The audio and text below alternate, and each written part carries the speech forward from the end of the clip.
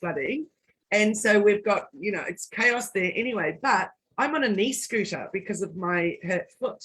So I'm knee scootering through my floodwaters to get out to my office. And I'm quite, drowned ratty. It's been a really interesting week on my knee scooter in these torrential rains. How long are you on your knee scooter for? I've been on it for weeks. I see the surgeon next week, so who knows? But potentially a fair bit longer on a knee scooter. But knee scooter, I have to say, is better than crutches for me. Oh, so gosh. that's Crutches is terrible. But even just a quick trip to the bathroom or to fill my water takes a long time on a knee scooter. That is true. Do you have a little basket at the front with a bell?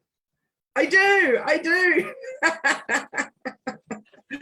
can put my thermos of tea in there and my water and all the things, and off we go around. It's pretty cute. It's a good invention. How are you doing, Jenny? I am good. I've had a massive week. I think we've had a huge week of business. I've got lots of things going on, lots of presentations I've facilitated. I think I spent more time in front of Zoom this week than I have for a long time, which is as a reflection thinking, where are we at where 9 hours of your day is all Zoom now? And I know you've been doing that for some time now, but I've been doing kind of other work in between. But it's been a really good week for the business. A really, really good week for us. Having I think for me, I'm just trying to think of the highlight. I think one of the highlights is I had one of the best conversations with a potential client. Now, I don't even think I'm going to get this gig, and I'm okay with that because the conversation that I had with her was epic. It was one of those discussions where we started kind of over here and then everything just got massive and big, and we just talked about, opportunities and ideas and things that were just we're kind of not even possible, but we were thinking, could we make this happen? And it was just one of those conversations that you kind of sit back and go, wow, I don't even care if I don't work with them anymore or work with them at all. I don't mind if I don't get that job, because the conversation has created a whole new space of me, a new way of thinking. So it was pretty epic call. Hey, that's incredible. Yeah. What an outcome. I love those kind of conversations. Awesome. Well, we had our meetup on Monday. Yes. And as you know, you were there, and we had this amazing. I've always write notes during the meetup, etc. But my goodness, I have referred to those notes so many times this week. Different was she put out a whole bunch of questions, and we just answered these questions just to ourselves. But it was very, very thought-provoking. So similar for you with that session with that person that you've had. I've had a good week of reflection. But also this week's been so massive because we have been transitioning our social media management clients to doing, also adding reels into their mix that we're doing for them. But we've also taught an Instagram masterclass this week about reels. So it has been a really, really fun week. But massive for our whole team. We're taking on a new direction. I love weeks like that where you just get, you have unexpected conversations or unexpected outcomes. And that's, to me, where you kind of amazing things can happen. I know our topic today is how you build confidence to take the leap, to jump into a business or grow your business or scale your business, or, whatever those steps in your business are. And to me, that kind of confidence or that kind of idea starts in conversations like that, which are unexpected, and the outcomes trigger your brain in a way that is so different. You're like, oh, I hadn't thought about that, but now let's drive down that rabbit hole and see what we come to. And I think that's what's exciting about when you're in this sort of space, is opportunities that come to you are sometimes ones that you never imagined would cross your table. You're so right. And it's just been such an interesting week for that, because I've also done 2 podcast chats interviews last night where and I always add the question in there is, what advice would you give to someone brand new starting out in business?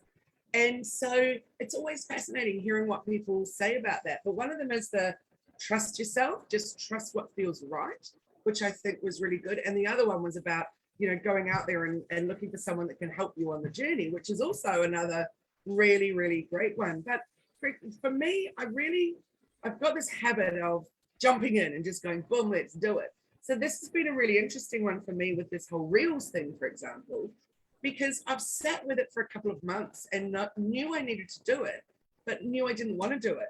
because I don't like the lip syncing dancing and the jumping in and out of frame. And for me, it doesn't resonate with what I need to put across in my business. Yet I also know reels are the way of the future. We cannot not do reels in business if we want our content to be seen. So it's taken me some time of pondering and testing and figuring it all out of how I'm going to bring it in, not just for myself, but also for all our clients, for those that don't want to lip sync dance like TikTok. Yeah. So it's been interesting. Finally got there and then was able to present it and share with everyone, and off we go. But yeah, it's those leaps of faith and those ponderings and trying to decide, where do I spend my energy? What do I need to do? And finding a way to get there. And I think it's such we had that conversation, you talk about energy, and so at our 3-day mastermind that we had a couple of weeks ago here with some of the people watching, I think we're at, and one of the biggest conversations we had is, how do you have this confidence? How do you build confidence in yourself and trust that it's going to work out? And I think part of it, and my word of the year being surrender, is sometimes it's not going to work out. And when you don't worry about the outcome and you just look at what the opportunity is and you just do the things, that's when you get these unexpected outcomes, when you don't have an expectation of what will come. And I find that all these steps, like the particular number of the clients who are in that workshop with me, they're at a precipice where they're already doing one job, or they're doing something that they enjoy, and they're looking to switch and to kind of shake it up and do something else for them, to pivot, to give them legacy, or to create a new opportunity for them. And they're stuck in that space of, oh, do I do it? Do I not do it? Or they've been sitting on that idea for a while and they just didn't have that boost or that leg up or the feeling of support. And so I love that idea of what is the one piece of advice. But for me, it's not just trust yourself, it's also surround yourself with people who will boost you up and give you that confidence and give you a safe space to land. Now, I didn't have that when I started, other than my amazing partner. My family were like, oh, do you really want to do, I mean, I love them, but they were like, do you want to start a company? Should you not get a job? And I was like, meh. And my partner was like, whatever, just if it works, it works. If it doesn't. So I had some support. But if I had a group of, like-minded people, I guess like we provide in our coaching services to people, to just be there as a cushion, a safe place to land, a place to bounce your kind of head off if you need to, it changes the way you approach the opportunity. And I think that was one of the things that I recognized in the last couple of weeks. I agree with that. And I definitely think, by coming in at, like, if you have, especially if you're new in business and you haven't got that money that you need to invest, like I'm just signing up to a new coaching program at the moment, or for a new coach. And I've been umming and ahhing on this particular person for 2 years, not because I didn't know if I wanted to work with her, but because it's more money than I will have ever invested in myself before. And so when we were on the call the other day, she then, brought up about the money bit, and it was really interesting the way it was all approached, because I was like, I know what it is, and I'm going to find a way to make that work. And so it was really interesting the way that, we approached that discussion around that money bit. But I said, I'm really conscious. You need to invest in yourself. You need to spend money to make money. You need to surround yourself with those that can help you grow. Yeah. So anyway, so back to the whole thing with, our coaching programs and things like that, Jenny, for those coming in at that base entry level, even from the very beginning, to know that you've got to invest that, relatively small amount of money to get in that bottom level, it's so important, because you're right, you're getting support, but you're also a part of a group of the people that are supporting you. Also, there's the option of joining a networking group, which largely are almost practically free. It's just your time that you're investing. But again, you're meeting people, you're being able to surround yourself with people that can, advise you and share, or maybe not even advise you, but just listen to you as you go on your journey, and maybe point you in some new directions. I completely agree. And it's that networking, that community, that really makes a huge difference. One of the things that I recognize, though, and I've been thinking about, is in that period of limbo that I was before I started the company, even though that I was on leave from my business, on the company I was working for, there was a sense of safety, because there was, even though I didn't want to go back, or I was not really able to go back from a mental health perspective, to be honest, I kind of still, there's a safety net there that I can have a job, right? And so as soon as I kind of went, I need to cut the cord and I just need to trust myself, that's when you start to actually take those leaps and bounds. And it's that kind of paradox between, do I stay safe and just try it a little bit and dip my toe in the water and eventually it will come? Or do you actually cut the cord, because then you have no choice but to trust yourself, and you have no choice then in the kind of big scheme of things. But by making that decision and owning that choice of, I'm going to trust myself, you show up for yourself. You start to actually show up and you build those confidences and you find those networks and you start to actually live that life, rather than having that kind of safety net idea of, I'll just wait. It'll just, I'm just going to dip my toe in. I'm not really committing. I'm not really going to put any heart or soul or sweat equity into it. I'm just going to try it. And if it doesn't work, it doesn't matter. And so many times I see that. And I think that's the distinction, when we just cut the cord and say, I trust it's going to turn out, and I'm going to just, whatever comes, and we're going to make it work. I know that's risky for some people. And I know a lot of people are probably listening to this going, oh my God, that is such bad advice. It's so risky. People are going to, quit their jobs and not pay their rent. And I'm not saying be silly, but we can always find work in working for someone else. I think if you had a job before, if you've held a job before and you're choosing to step out of that for a while, you can always go back. And there's no shame, there's no harm, there's no foul in that.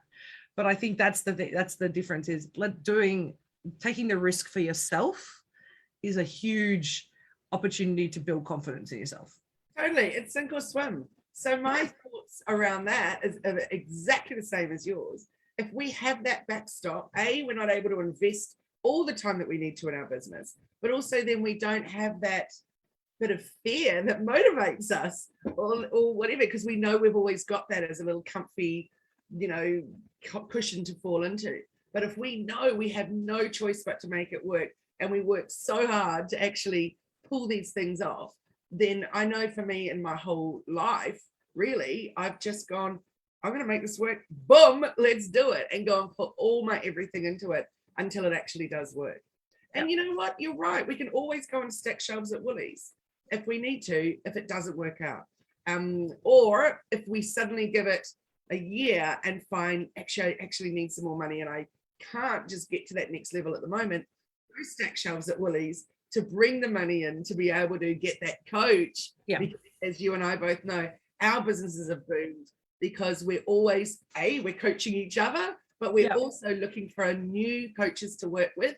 We do our time with that one and we're ready for the next stage. One of them I've still been working with for 3 years. So I don't think it's that you need to move on, but if you're no longer getting anything from that one and you feel like you're at a level, then, off you go. So it's a really interesting topic, isn't it? I just was reading something this morning where someone said she started a new business, desperately needs help and support, but who's out there in a marketing capacity that doesn't cost an arm and a leg? So what an interesting approach. What is an arm and a leg? Really? But also what's it worth to you? It's that value conversation. I was doing a coaching session yesterday for somebody in a mentor for growth program with government, and we were chatting to this person, and their business is amazing, but part of the conversation that you have to have also is, what do you want your business to be? So you can't, and I see so many people do this, they say, I'm starting a company, I'm starting a business, and it starts with one thing. And then 2 weeks later, all these people have said, but can you do this, this, and this? And now it looks like, the house that Jack built. And it's all these things that kind of work together in some function. But really, when you step back and go, that's a mess, like, don't do that. And so I think when you're taking the leap, be really clear about what you're taking the leap into, and start with one thing and put your effort into one thing and make that grow.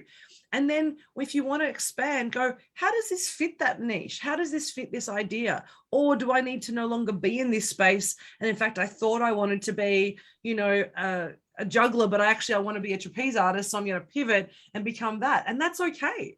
But you have to focus. And I think when we try and be everything to everyone when we first start, and I know I did this in the first 6 months of my business, I was like, oh my God, what am I going to do? And I tried that, but I guarantee if I look back up and talk to myself in early 2017 and said, choose one thing and stick to it and don't try and play in lots of spaces, my business would have hit stride way quicker than it did, because I was unsure and I didn't quite have that confidence, even though I told myself I did, even though I told the world I did. I was still kind of doubting my ability in those spaces. And I think when we focus and really trust ourselves, and I mean truly trust, then you go, wow, what's it worth to me? What's the value to this? And then we start, okay, well, if I'm willing to pay, if I want someone to pay for my services or my product, then I need to be prepared to pay to someone else to help me get that. That's beautifully said. And I 100% agree. And I was just thinking that the other day when I was thinking about this enormous chunk of money and thinking, oh, I thought, you know what though? I'm then able to offer more to my clients. And at the end of the day, that's what I want to be doing. If I'm constantly growing myself, I can help them to be constantly growing as well. Exactly. That's what it was about. One of the things she asked me was similar to what we talk about sometimes, which is what is your why? Why are you doing this?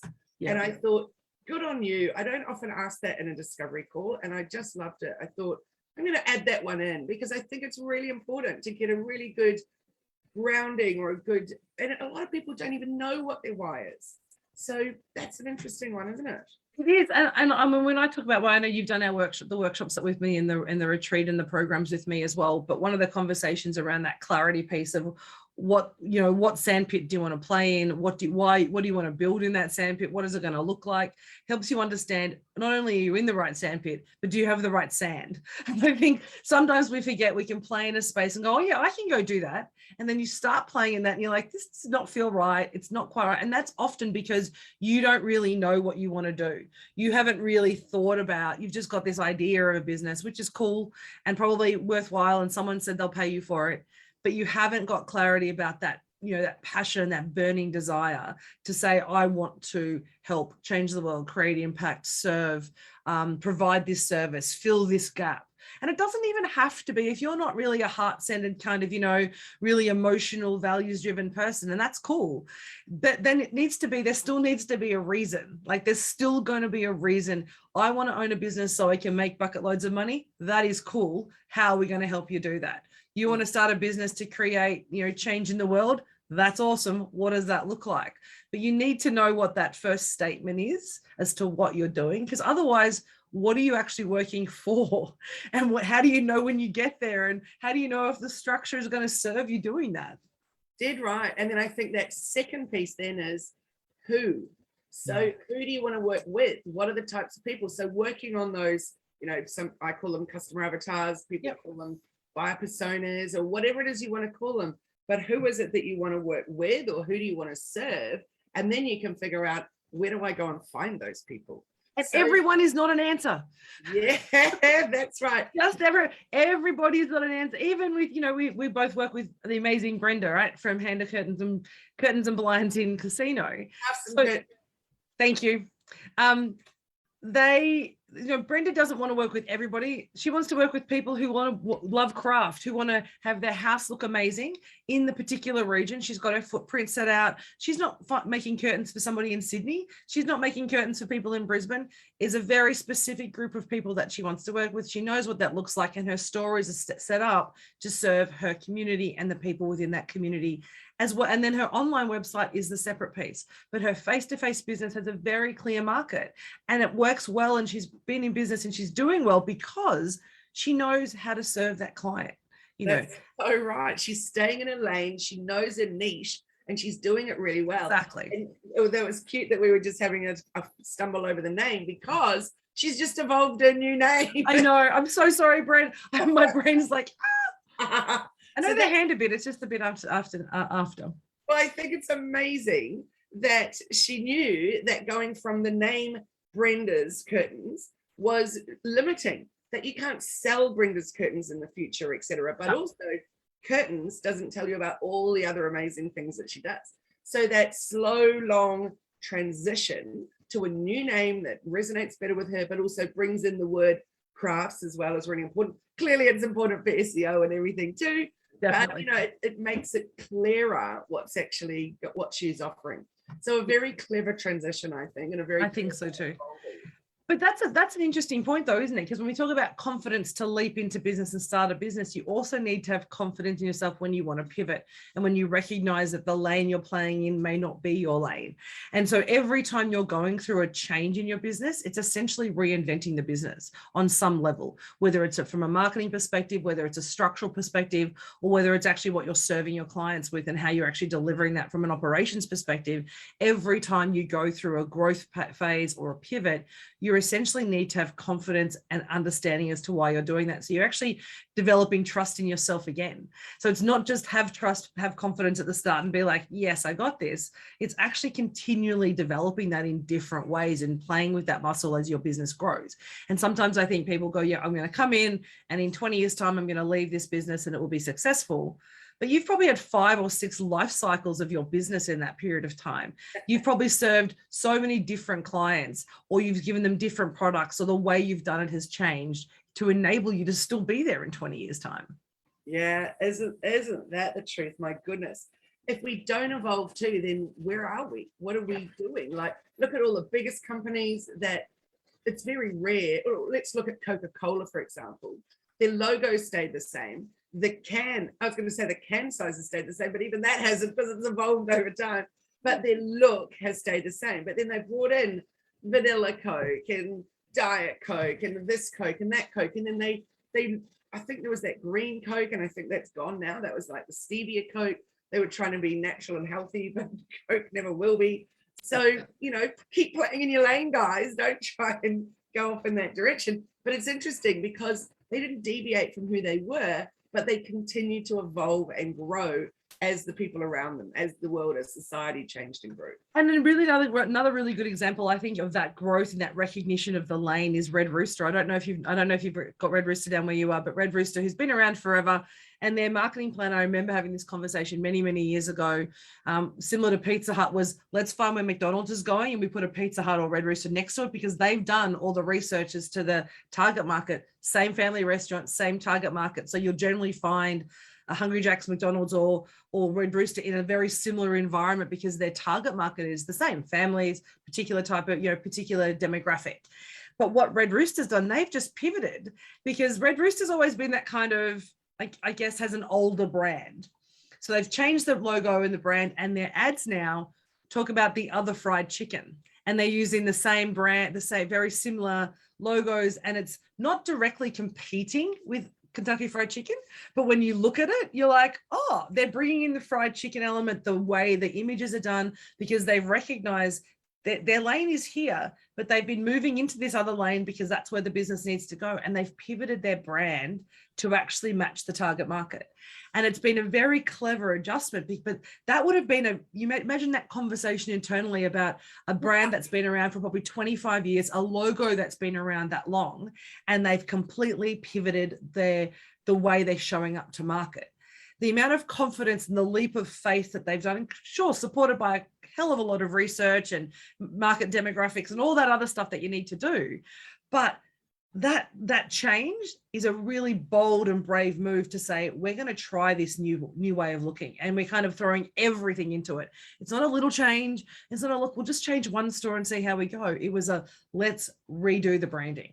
And I think that's what even small businesses, we forget that you don't need huge marketing budgets and all the market research and the understanding. Sometimes you just need to be like, I trust myself to do this, and I'm going to try it. You know what? If it doesn't work, we'll pivot somewhere else. Because that's the value of being a small business or a medium business, is you can pivot.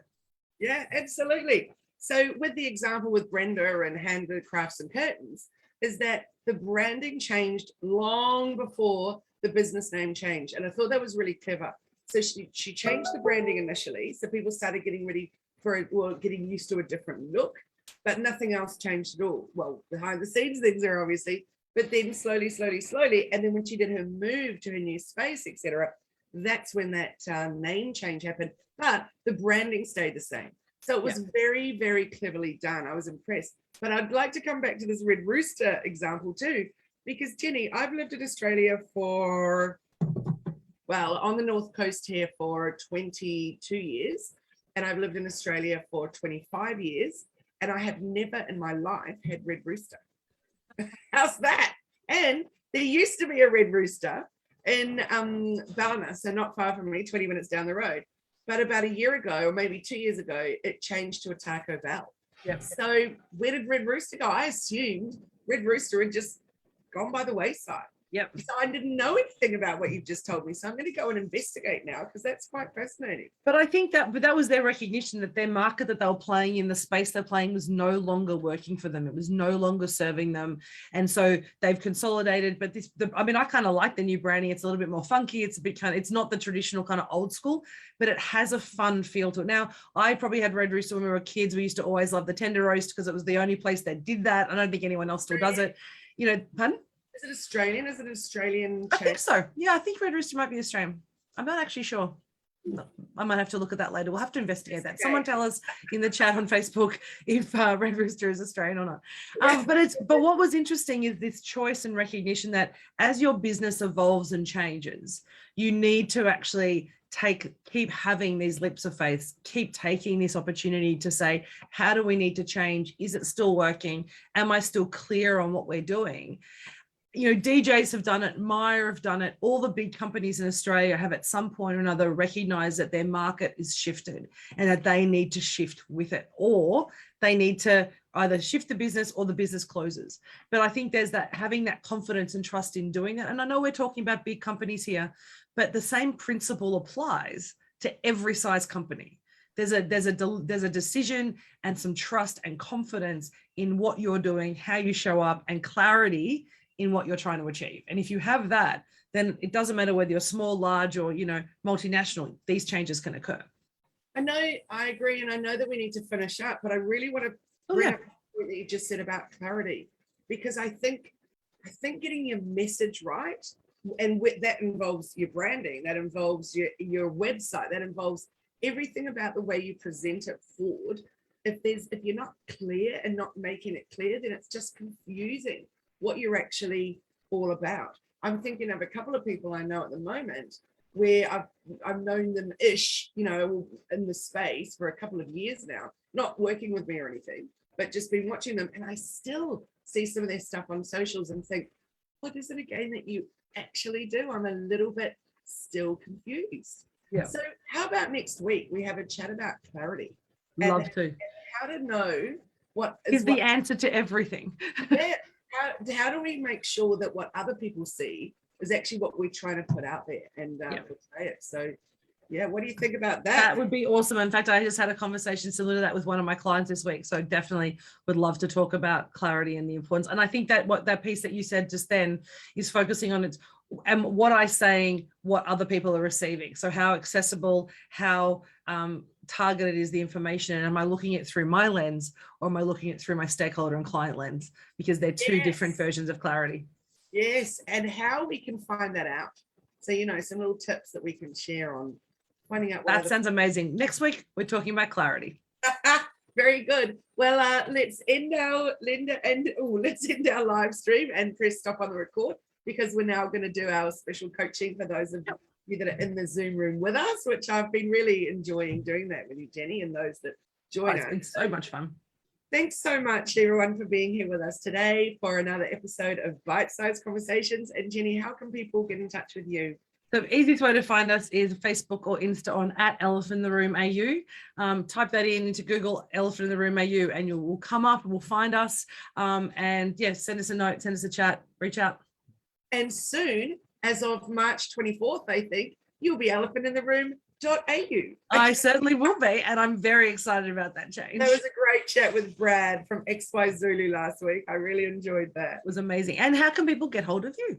hellomedia.team. Come and join our Facebook group, hang out, and I really look forward to connecting with you all very soon. So thanks so much, and we'll see you next week and chatting about clarity. It's a good one. Looking forward to it. Thanks, everyone. Have a great day. Stay safe. Thank you. Bye-bye. Bye.